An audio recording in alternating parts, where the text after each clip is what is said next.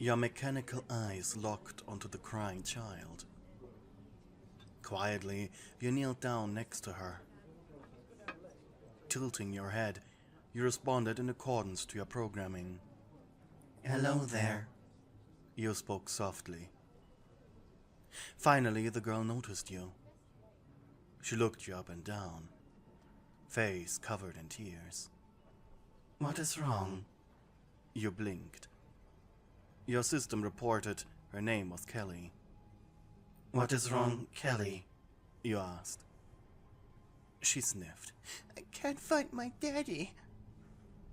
Automatically, your systems checked for the customer register of today. And then the security cameras. "Location confirmed." Your body twitched as the automated system demanded you go there immediately. The girl looked at you. "Huh?" "Your father's location has been confirmed. He is currently inside the atrium. Movement indicates he is searching for something." Kelly sniffled. "It appears he is looking for you. Would you like me to guide you to him?" The girl shivered. "Daddy said to not go with strangers." You tilted your head to the other side. Your faceplates shifted into a smile as you initiated introductory programmings. "I am the security puppet of the Mega Pizzaplex. I am the assistant of the day shift. I was activated by the day shift guard Brian Chesterbell Crawford after he saw you crying on one of the cameras." You raised your hand and pointed at the observation tool. The girl smiled at it ever so slightly, just to make sure that whoever was looking at her knew that she was feeling a little better. Are you really going to bring me to him?" she whimpered. "I am able to contact your father's Fastwatch and tell him of your location, if you would prefer that." The girl looked down at the ground. I don't know." You raised your head and ran a few calculations. "The optimal route would be to bring you into the lobby and inform him to pick you up there. You would be meeting halfway." The girl thought for a moment. "Okay, let's do that." This was your job.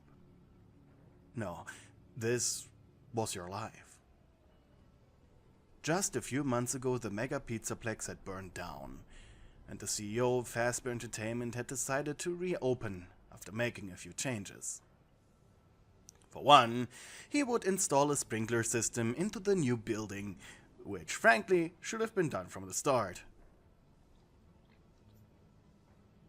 But another of the changes was also the reintroduction of the security puppet system, giving birth to you, the Mega Pizzaplex puppet.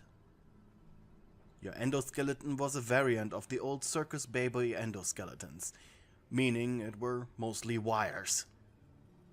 It allowed you incredible mobility. And you could do things like crawl into vents, attach a rope to your back to fly, like the daycare attendant.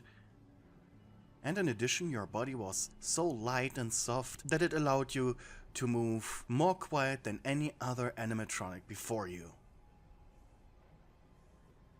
And your job was exactly that. Reunite children with their parents if they got lost in the Mega Pizzaplex. Your programming was incredibly strict during the day, allowing you almost no free will, unlike the main 4 animatronics on stage. You were actually a little jealous of them. 3 large red buttons were sewn into your chest. Your hands ended in soft, cartoony gloves, and your face was made to resemble a white clown mask with additional seams and connectors to let you do basic facial expressions, like smile and frown. You returned Kelly safely to her father before returning to Rockstar Roll.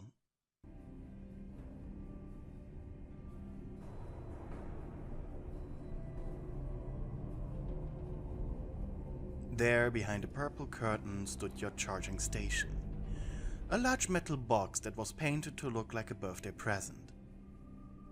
You attached yourself to the charging output before contacting day shift guard Brian's security tablet for a job well done. Entering sleep mode. Hours passed as you remained in your charging station. It seemed as if today there wasn't a lot going on, thankfully. Once your eternal clock reported that the Pizzaplex was closed, your nighttime protocols activated. Quietly you opened your box and peeked over the edge. It was dark, so you activated night vision.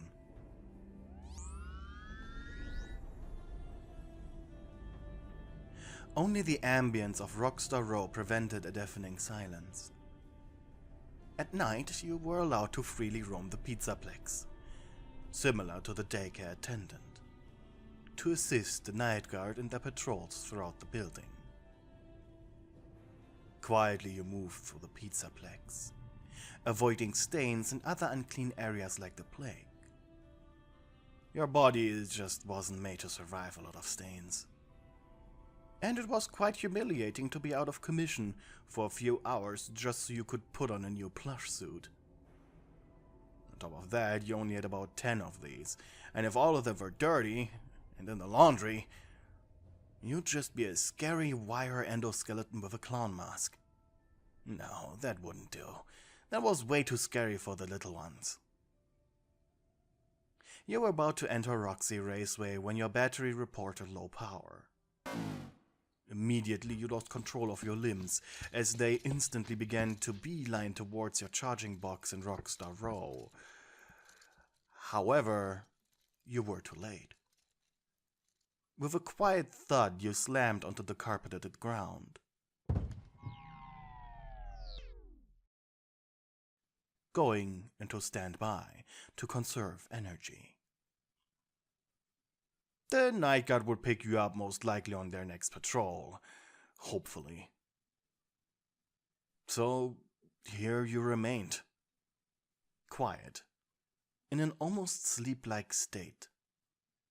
It was oddly meditative. Rerouting energy. Putting as little energy as possible into most of your settings, you activated your internal music box. In an attempt to both enjoy this and maybe get attention sooner. The music played, slowly and melancholically.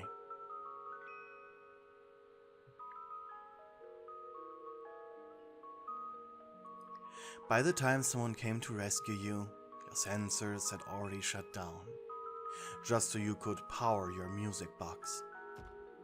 So you didn't even realize that a certain someone had picked you up and was carrying you towards their room. At least not until precious energy was being absorbed into you. For a human, the feeling you now felt was comparable to drinking 3 cans of energy drinks. It was exhilarating. Borderline addictive.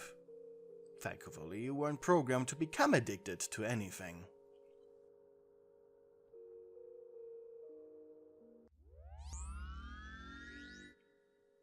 You reactivated your sensors only to realize that you weren't in your box.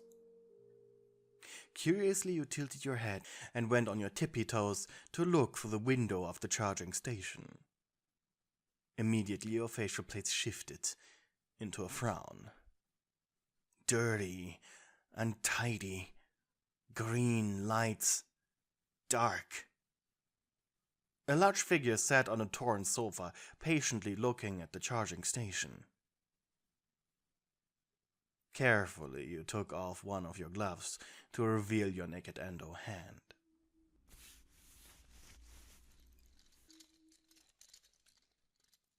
Before you hit the window to get their attention.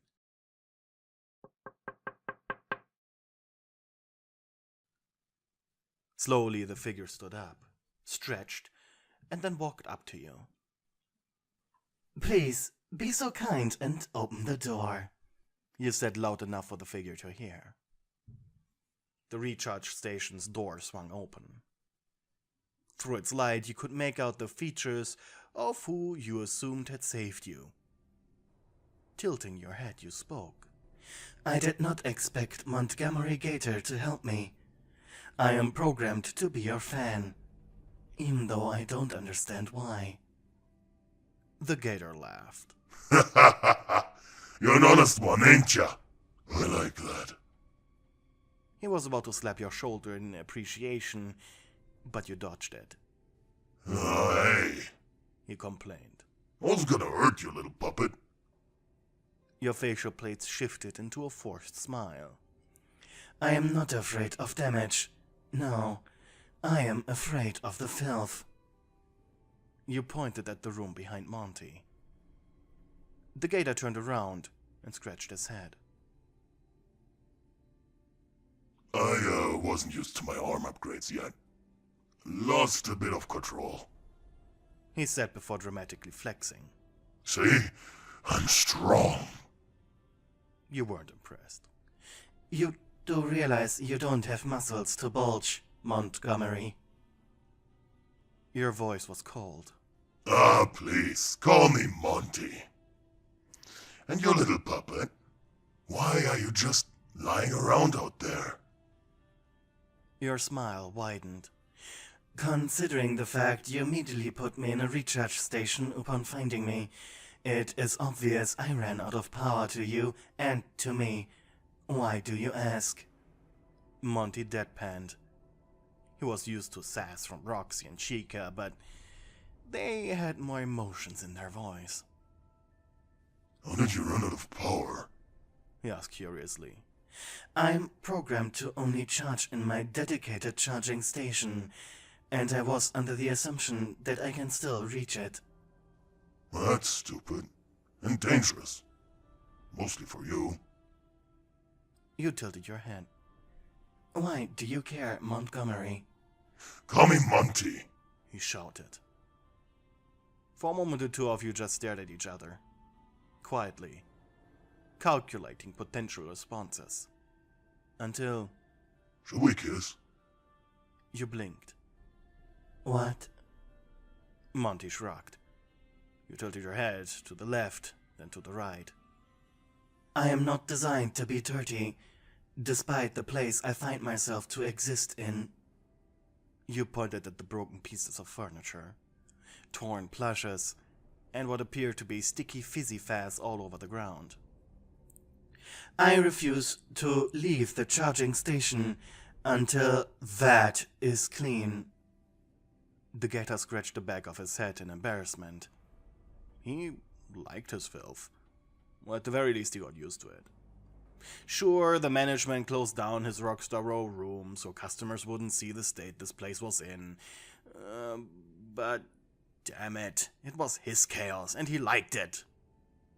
Then again, he needed you out of that station so he could use it himself. My archives report that you are programmed to be unable to refuse bets with the small ones. Oh, you mean the little guys? Sure, I'm always up for a good bet. Especially when it's about golfing. Do you want to golf? The animatronic roared proudly. Your system gave you a suggestion. You crossed your arms. Very well then, Montgomery. I bet you cannot clean your room until my music box finishes its song. He blinked. Oh, really? What do you bet? 1. If you are unable to fulfill my task within the given time limit, I will remain in your recharge station until the day shift begins, and you carry me to my box, regardless of how little power you have left at that point. He shivered. Your words hit him like a hot knife. 2. If in the unlikely scenario the place is clean enough for me to traverse, I shall give you that kiss you seem to desire. And I will refrain from calling you Montgomery from here on out. For exactly 120 seconds the room fell silent. Bring it on, puppet. Your music box sprung to life.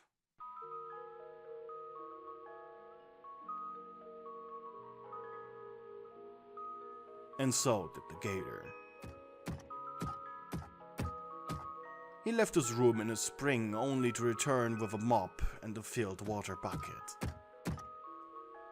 And then realized he should probably tidy up first. He gave you a helpless look, but you just coldly stared back. Creepy. Was all he had to say to that, before jumping to the occasion. Over the next 30 minutes, he pushed the furniture around, cleaned up the trash, and neatly placed damaged plush toys in the room's corners, before finally mopping the ground. However, once about half of the room had been fully cleaned, he spoke up. Wait a minute. You tilted your head. That music block plays on repeat. You can end it any time you want. You blinked. Yes. Angrily, the Gator stomped the ground.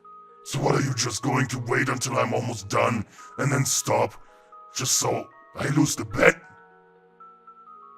Your smile turned evil. You agreed to the bet, Montgomery.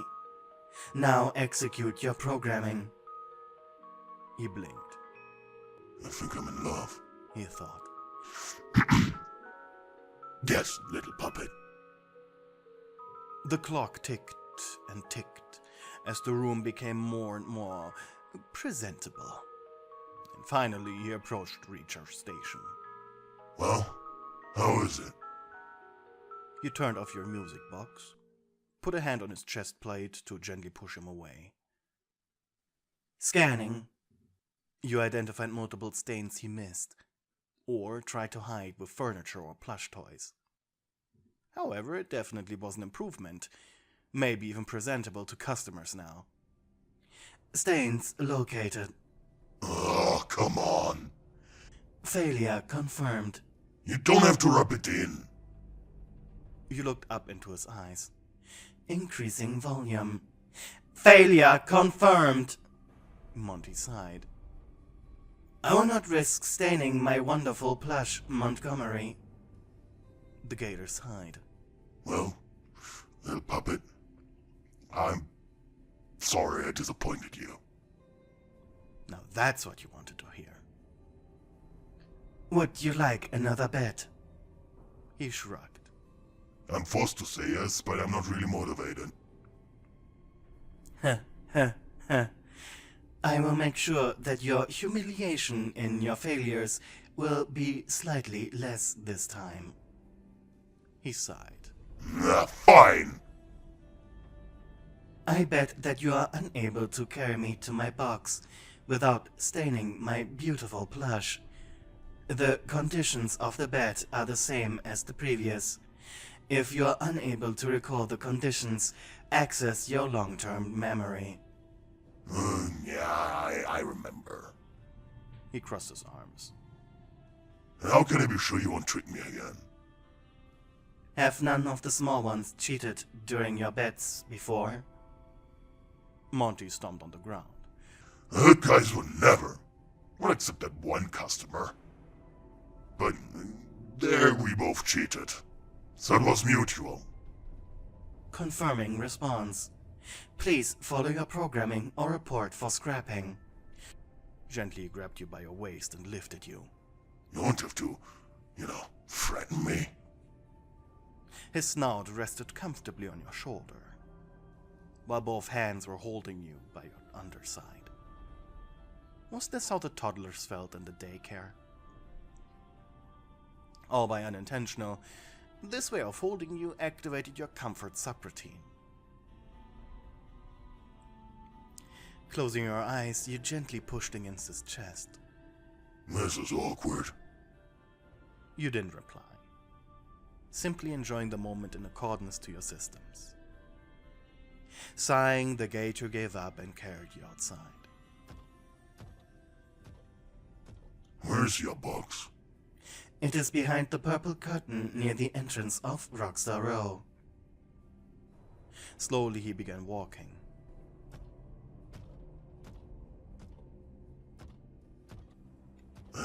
Why are you so handsy now? He asked. I only behave in accordance to my programming. It recognized your chest and arms as comfortable. In this scenario, a child is clinging to me. I am supposed to hug them. You are merely activating that subroutine. And for a moment I thought you liked me.